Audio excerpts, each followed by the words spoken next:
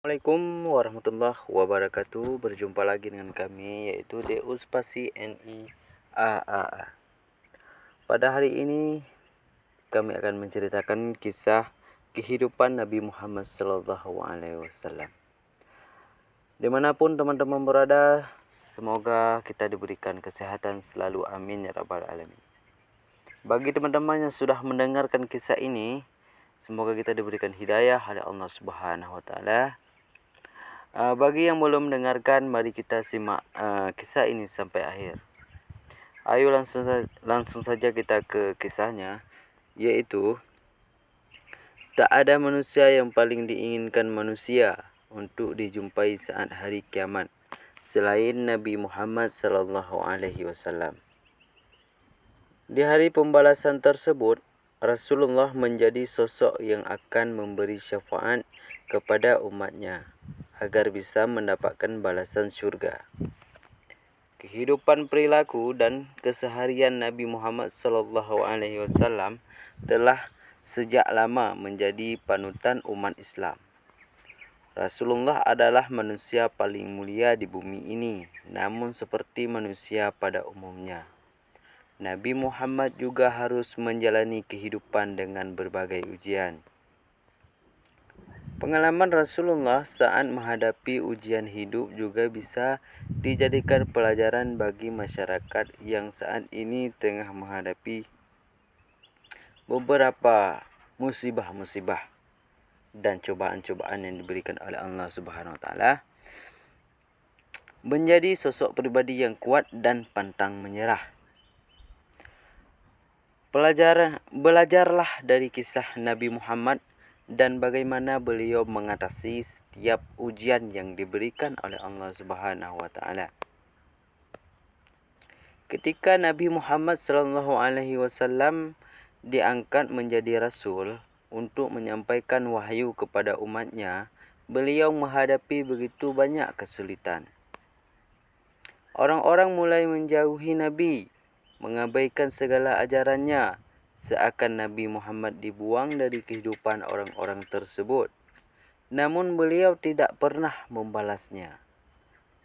Nabi Muhammad dengan segala kesabaran dan ketulusannya tetap berusaha menyampaikan wahyu kepada mereka.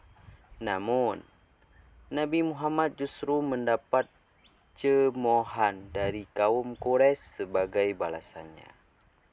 Bahkan kaum Quraisy menyiksa orang-orang yang mengikuti ajaran Nabi. Begitu sedihnya Nabi melihat orang-orang yang beliau kasihi disakiti. Namun, Nabi Muhammad tak pernah membalas perbuatan kaum Quraisy. Nabi justru memohon kepada Allah Subhanahu wa taala untuk mendapat merubah kaum Quraisy. Nabi Muhammad pun kembali diuji. Dua pilar dukungan beliau, yaitu istri beliau Siti Khadijah dan paman beliau Abdul Muthalib, pun meninggal.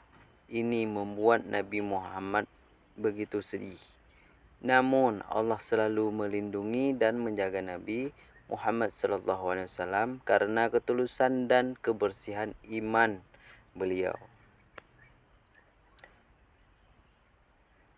Ketika kehidupan Nabi Muhammad dalam bahaya, beliau harus bermigrasi.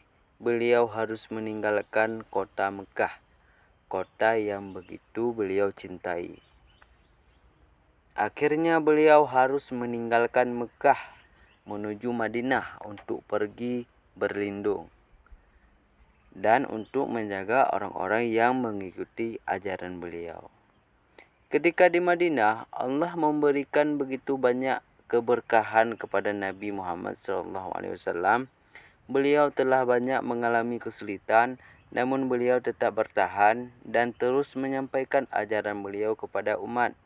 Dan berakhirlah kekufuran yang terjadi.